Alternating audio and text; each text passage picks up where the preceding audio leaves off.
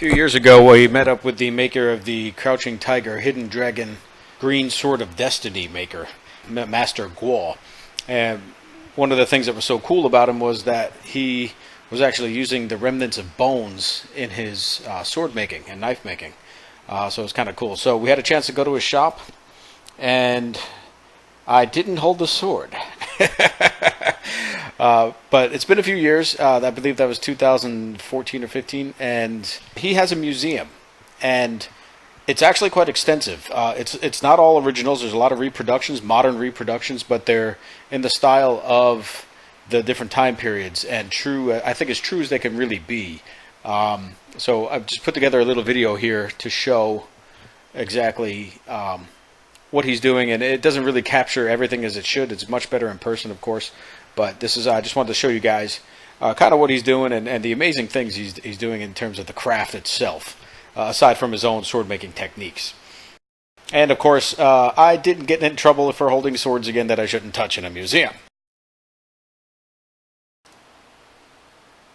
So we start off with bone tools and stone tools here, axes and things of that nature. They're pretty ornate actually, and pretty well made for what they are. And we get into some of the bronze tools and just the different styles there. It looks more Roman actually, some of it, the spear tips and some of the bolts for crossbows. We get into some of the axe heads and some of the accessories that go on top of spears and pikes and whatever. More swords. And again, I think he made most of these. I don't think but I think they are true reproductions, as close as they can get. And unfortunately, things are kind of cramped in there, so I can't get the full breadth of how big everything is. So here's one of the swords here. Two-handed grip in the middle. The one that I was holding in the picture that I wasn't supposed to hold is the sister one that's behind this one. The leather grips really make a difference to not having leather grips. I could see how that would help. So again, just his craftsmanship in the sword, his Damascus making of the Master Kuo. Here we're getting into more of the the Chinese style stuff. Jade.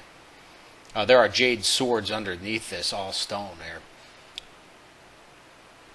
I believe that's either something pre-gauntlet or something to hook on. Here's a jade burial suit, obviously reproduction because jade quality doesn't look that good anyway. Maces. Now we're getting into the good stuff. Maces. Yeehaw. And more of the Chinese daos that we're kind of used to seeing in the movies. Serpent swords and kind of neat, just very Chinese styles.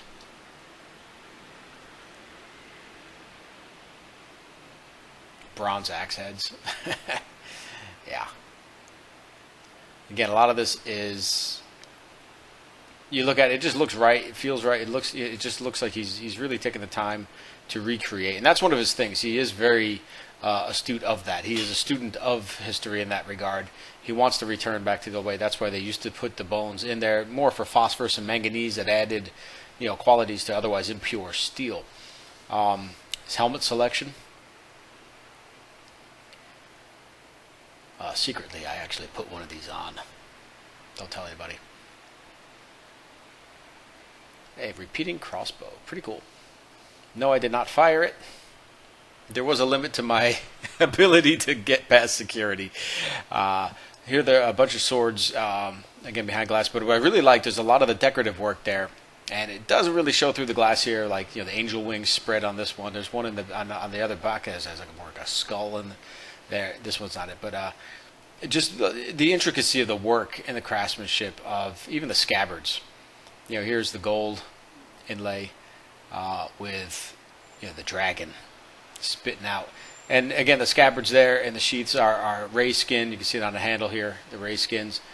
So I don't think he spared much expense. You see little balls in there to make the I guess sound. More ornamentation than anything. Again, more the Chinese style. Little cannon.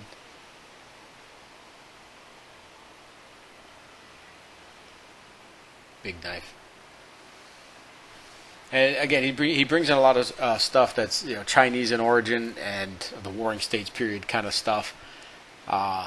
again, he's for what this is. You would never find this on the street. You'd have to know where this is to go there. And then you go upstairs, it's completely unassuming in terms of it's an actual really pretty good museum here. I mean, really, again, more maces. Now we're getting into the spears. This is really the bread and butter coming up now. This second half here is awesome. And actually, you're going to see, these maces, these melon maces, man. And you'll see my favorite tool in a moment here of probably the whole museum is that one, the punch. Just the irony of it, an irony of irony, no pun intended. So again, a huge selection of spears, and just the different styles there, and you could just, really see the functionality of them. What each one would do, the slicing like of this curved one that looks more like an upright axe. You can see how that would hurt horses and whatever. And again, another one of my favorites is literally like the bolt in the head. Wham, you're dead, sucker.